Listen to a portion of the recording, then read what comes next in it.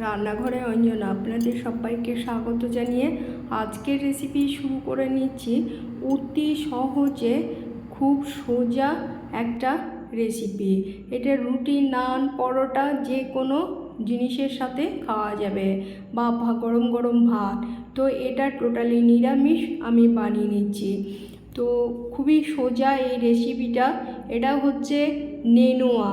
তো আমি নেনুয়া নিয়ে নিয়েছি, এটাকে ছুলে নিয়ে চৌকো চৌকো করে ছোট ছোট কেটে নিয়েছি। পরিমাণে আমি 1 কিলো নিয়ে নিয়েছি।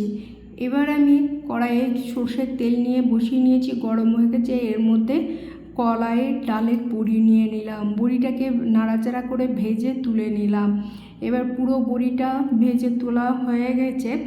এই যে কড়াই তেল আছে, এই তেলের মধ্যেই আমি কালো জিরে আর কাঁচা পাকা লঙ্কা ফোড়ন দিয়ে নিলাম, একটু নাড়াচাড়া করে নিলাম। নাড়াচাড়া করে নিয়ে যে নেনুয়া আমি রেখেছিলাম কেটে, সেই নেনুয়া দিয়ে নিলাম। এবারও নাড়াচাড়া করে নিলাম। এটা আমি ঢাকা দেব না, কারণ সমুদ্র আর গঙ্গার জলের মতন একবারে পুরো জল বেরিয়ে যাবে। লবণও এখন দেব না বা ঢাকাও দেব না। এর মধ্যে দিয়ে নিলাম একটা চৌকো চৌকো করে টমেটো। গঙ্গার জল সমুদ্রের জল শুকাবে, তো এই নেনুয়ার জল চট করে শুকাতে চাইবে না। তো এখানে নিয়ে নিলাম হলুদ গুঁড়ো, জিরে গুঁড়ো, ধনে গুঁড়ো, লঙ্কার গুঁড়ো দিয়ে নিলাম, ছড়িয়ে একটু ভালোভাবে দিয়ে নিলাম। এবারও আবার নাড়াচাড়া করে নেব। এর মধ্যে দিয়ে নিলাম পরিমাণ মতো, টেস্টের জন্য একটু চিনি আর লবণ একসঙ্গে নুন মিশিয়ে দিয়ে নিলাম পরিমাণ মতো। এটা খুবই গলে একটু হয়ে যাবে। এর মধ্যে যে বড়ি ভেজে রেখেছিলাম, সেই বড়ি ভেঙে দিয়ে নিলাম। আবারও নাড়াচাড়া করে নেব। টেস্টটা অতি খুবই ভালো হয়, খেতেও টেস্ট হয়, যে কেউ খেতে পারবে, বাচ্চা বড় সবাই। তো এইভাবে আমি নাড়াচাড়া করে নিলাম। আর এর মধ্যে আমি দিয়ে নেব হিং। এই যে হিঙের ডিব্বা নিয়ে দেখিয়ে নিচ্ছি, 1 চামচ পরিমাণে হিং।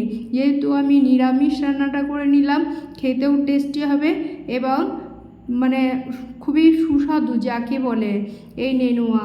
তো এবার আপনাদের কেমন লাগছে এই রেসিপিটা আপনারা কমেন্ট বক্সে জানাবেন, লাইক করবেন, শেয়ার করবেন আর আমার সাথে থাকবেন।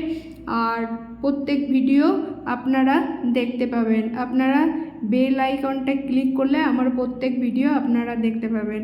তো আমি খুব যে শুকনো টান টান রেসিপিটা বানিয়ে নিলাম তা নয়, আমি একটু মাখো মাখো রসভাবে রেখে দিলাম, যে সব কিছু রুটি, নান, পরোটার সাথে খাওয়ার জন্য একটু রসভাবে গ্রেভি থাকবে।